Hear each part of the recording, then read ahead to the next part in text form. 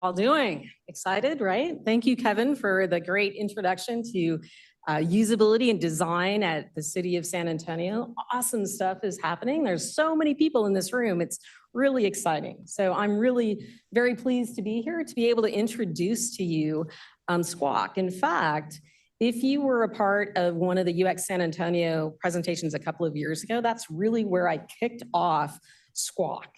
And so now I'm following up a little bit more and trying to introduce new folks to it. Has anybody in the room ever heard of it?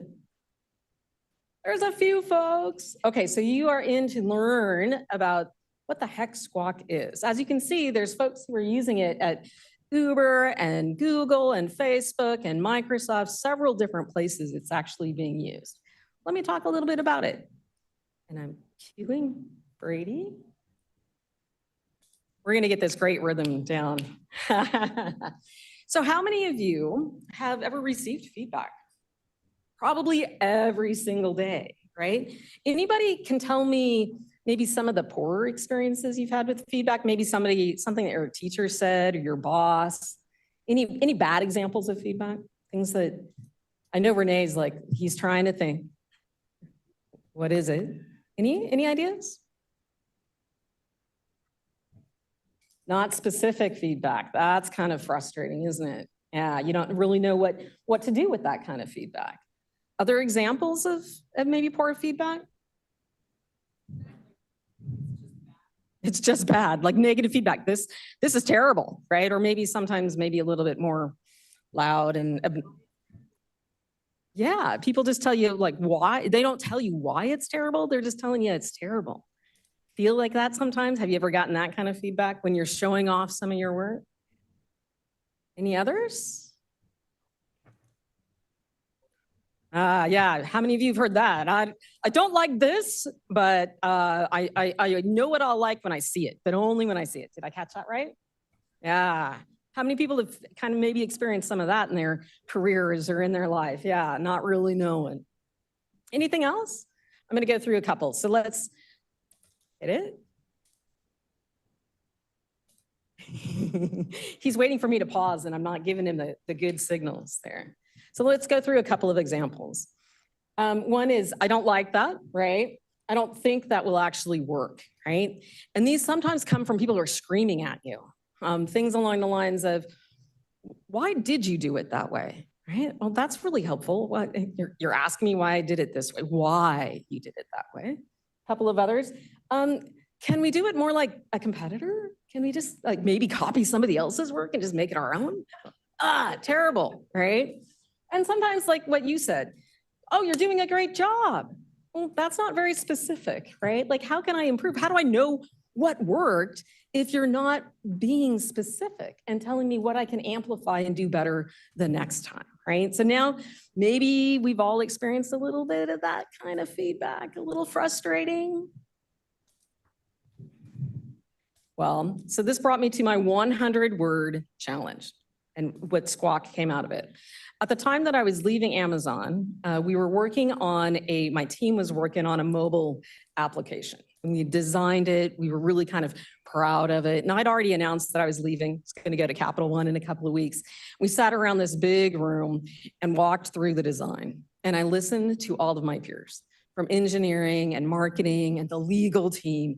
And they just brutalized the design. And I know that they weren't meaning to.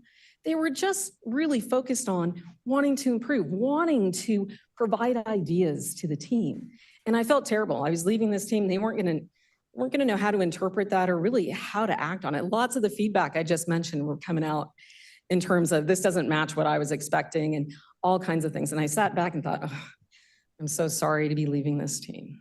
And I felt like there's got to be a better way. And so I started doing some research around feedback, and there's so many resources available, and none of them are really helpful to me. So I sat down, as I've kind of done sometimes in my life, thinking of a problem and thought, how do I just construct this in 100 words or less? How do I come up with a feedback solution that's simple to understand? And I know I'm tooting my own horn, but this solution is 74 words long. So I got a 26%, right? I could have done 26% more words, but I came up with a 74 word solution that I'm going to reveal to you all now. SQUACK actually stands for things, right? But you can also think about SQUACK in terms of people squawking their feedback, chirping ideas, requirements, etc. I'm going to read through this just so that the folks in the background and everybody can hear it. But it starts with S for a suggestion, right? This is an opinion, a comment or an idea based upon opinion or experience. That's all it is. And it's essentially trying to provide someone else a suggestion to improve. A question, right? Something that needs to be clarified or maybe further explored. User signal. This is one that people get a little confused with, except UX people, because we tend to be very concerned about users and wanting to understand their data, their feedback, the research, right? But this is where you can pull that information in and give feedback based upon data and research. An accident. This is typically a typo, a copy and paste area, misalignment, right? I don't know about you all. I've been in meetings that have been completely derailed because someone has identified, we've spelled a word wrong. And we will spend hours talking, well, that word is spelled wrong. Or sometimes it's a little bit of a misalignment in PowerPoint, right? There's like lines that aren't straight. And you end up, it's like, okay, I'm not going to argue with you. If I could fix this, right? It's an accident. It's just an accident. I could fix it, right? We'll talk a little bit about how to construct your feedback in these categories in just a moment. And then there's critical, and that is a problem that absolutely must be resolved because of potential business risk or customer pain. So this is an elevated suggestion because it really ties into the core business or the user's potential problem, right? It kind of makes that more important, something that we absolutely need to talk about and discuss. And then kudos, right? Always end on a high note with a K, right? Praise and gratitude for the work. I'm going to dive in just a little bit more for each one of these, but first, there's also, as part of this, the drum roll, we actually have mascots for each one of these letters. So I'm not going to go into the mascots today, right now, right? But if you catch me, I will tell you about the yellow stork and why he represents suggestion and all the way through, right? There's some good meaty stories help you remember what SQUACK is all about, right? Squawk, squawk, remember the birds, right? Okay. So then there's learning. What we're going to talk about today, is learning how to provide SQUACK feedback. When you think about feedback, there's always the person who's giving feedback and there's the person who's receiving the feedback. I'm going to focus today a little bit on actually providing feedback, and specifically today as a conference, right? When you have that opportunity and at the end of somebody's presentation they say questions, think about how you construct your comments or your questions to them using SQUACK. So we'll get a little bit of experience today using SQUACK as an audience. Okay, so it starts out with suggestion. And a suggestion, again, is a comment based on an opinion or experiences. Everybody has feedback that they can give to someone else. But the way to construct your feedback, if you have a suggestion, is do this thing. I encourage you, I suggest that you do this, but then you're also responsible for saying why.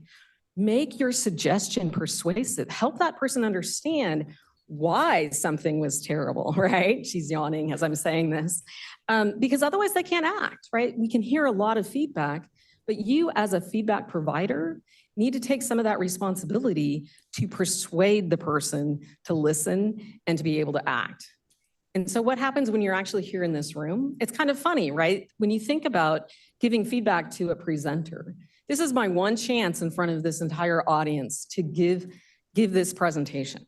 So if you're going to make a suggestion to me at the end, it's probably not going to be about, well, maybe you shouldn't have said so many times, right? Because I can't go back and change that. But I would love, and I'm sure the other presenters today would love to hear from you how your suggestions about how what we have presented might apply to you or might apply to another group, right? Like challenge us a little bit and help us understand how you are going to use this. it'd be a great suggestion to be able to make to us here. When you're making suggestions to other folks, right? When you're looking at design work, make sure that you're telling them, hey, do this thing, but always explain why. Why is that important? You can persuade them so that they understand why something is terrible and what they can do about it. So questions. I'm anticipating that there's going to be a lot of questions today with these presentations, right? Think about questions in terms of you want to make sure that your type of question really aligns to the type of answer that you're looking for. And you can think about this in terms of if you're asking about who, you might ask a question that starts with who did this or what happened, right? You're really trying to match what the information you need with how you ask that question. But more specifically, I really think about two types of questions that generally exist. And when you can tell someone the type of question you're asking, here they go. One is, question, I need a little bit of clarity, right? That tells a presenter, okay, let me stop and give you and clarify what I said, right? Or a designer who's worked on something, okay, I need to do a better job explaining something to you because you need that clarity. There's a second type of question that is more exploratory. Hey, I want you to expand something. I want you to consider this other thing. Have you thought about how AI applies to this? Oh, let me think. Like that's really challenging me and encouraging me to think about that. So when you're giving questions today, try to clarify if you're asking for clarification because maybe something didn't quite line up, you needed more context, or if you're really trying to challenge the speaker or the person who's presented or created the design asset, right? You're really trying to provoke them a little bit, get them to think outside the box. It's helpful. Okay. User signal is this is a very complex chart. I'm looking at you all going, oh, what does that mean? But really, it's describe what you've seen. What's the feedback? What's the data? What is the analytics that you've seen? And then you're amplifying your suggestion because you're backing up your suggestion with data and feedback and research, right? It just strengthens that suggestion even more. Or you might actually be aligning and saying, wow, you're going to do a great job. All of the data indicates that this is going to make your work even stronger. That amplifies and strengthens the kudo that you have as well, right? So think about when you are applying user signal. So today in the presentation, be great. I'm sure people would love to hear, hey, I thought about how this could apply in another place because I've got all of the data. It's a little bit lighter colored because I'm not sure that we're going to hear that today. Right? Sometimes what I'm trying to do is guide you a little bit in terms of what are the categories of feedback that are going to be most helpful, right? So think about that when you're seeking feedback from someone else and you're using SQUACK, tell them a little bit about the types of categories that are going to be the most helpful to them as well. See, I'm giving you a few hints about feedback along the way. Accident. This is one of my favorite, right? Again, going back to how many times have we been in a meeting where someone gets really upset about a misspelled word that you've consistently misspelled, but you've been consistent about it, right? or a line is out of place or a color is wrong. It's like, these are things that I'm not going to argue with you about. We're just gonna fix them. So the word discrete is in our feedback formula immensely. It's like, you know what? You don't have to bring them up in a meeting when you're doing a design review. Just tell the person later on and they'll fix it. They'll have no problem. It's like black and white. Yeah, that was an accident. We're going to fix it. I've seen this work immensely well when you have someone who's trying to tell you that there's a misspelled word and say, just note it and tell me afterwards. No problem. I'll fix it, right? In this room, I'm really hopeful that no one's going to point out any accidents, right? Like I said, we can't fix anything that's here. I would really feel bad if somebody raised their hand and told me, Julia misspelled the word accident or something, right? It's like, I can't do anything about it. Please don't embarrass me like that in front of everybody. But I'd love for you to discreetly tell me that I've made a mistake, that there's an accident, so that I don't do it the next time when I reuse these slides, right?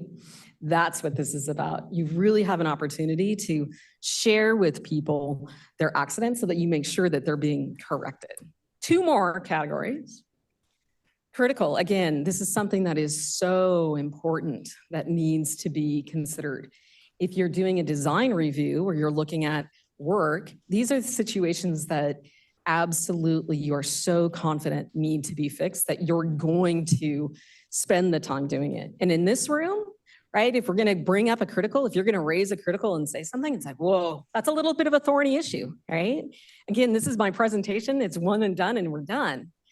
But if you think that I'm saying something, right, that doesn't apply or is actually going to potentially hurt the other audience and the members in the room,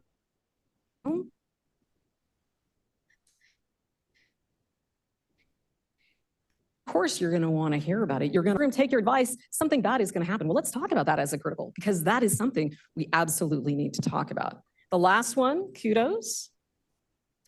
This is really the situation where you need to be sincere and specific, right? When you have praise and gratitude for work. And what I mean by that is really think about what you want the person to continue to do in their work, in the presentation, right? Like, what are the things that really stand out that you would like for them to amplify?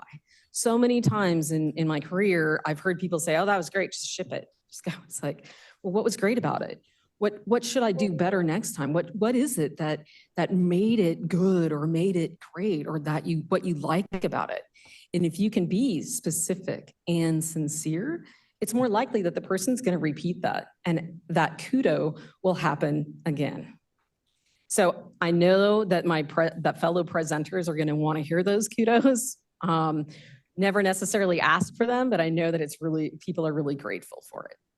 And then just to wrap up, any questions, or should I really say any squawk about SQUACK?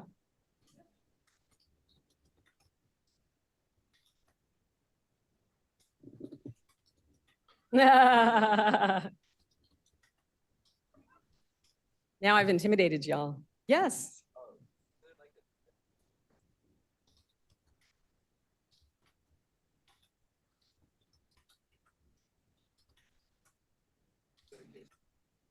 Yeah, so the question is, have you ever seen something where someone has said said they did something well and they've seen it again in the future? Yeah, I've seen that. And this is kind of related. We'll see if this answers that question.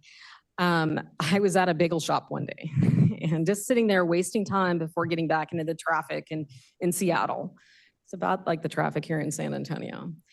And this woman approached me and she knew who I was. And I was like trying to rack my brain to figure out who she was. And she told me, introduced herself and said, Julie, you told me years ago when I was really struggling that you would hire me again based upon my attitude, because you knew that I had the potential to continue to grow. And that attitude was much more important than what her peers at the time were experiencing with having better credentials, having better degrees, and those kinds of things. She was feeling intimidated. And that was 10 years earlier. And I know that she applied that kudo because she started her own business, and every month they sat down and talked about how is our attitude actually helping us accomplish things, right? So that's an example where I gave a kudo years ago, and she actually leveraged it in her business, right? Your words are really important for other people. When we ask folks, like, can you remember a teacher that you had?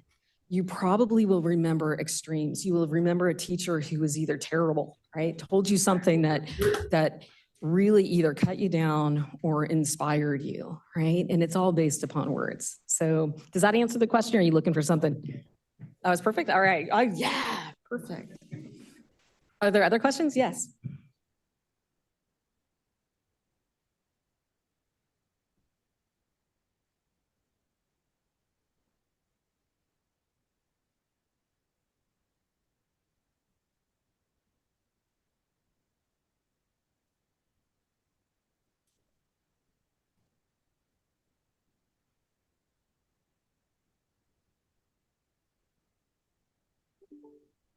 Move on. Okay, so I'll just repeat the question. Sometimes you get inundated with suggestions, and you are already kind of intuitively recognizing that suggestion doesn't really apply, Or maybe it's even something that you've tried before and you know you're not going to go in that direction. What do you do in that case?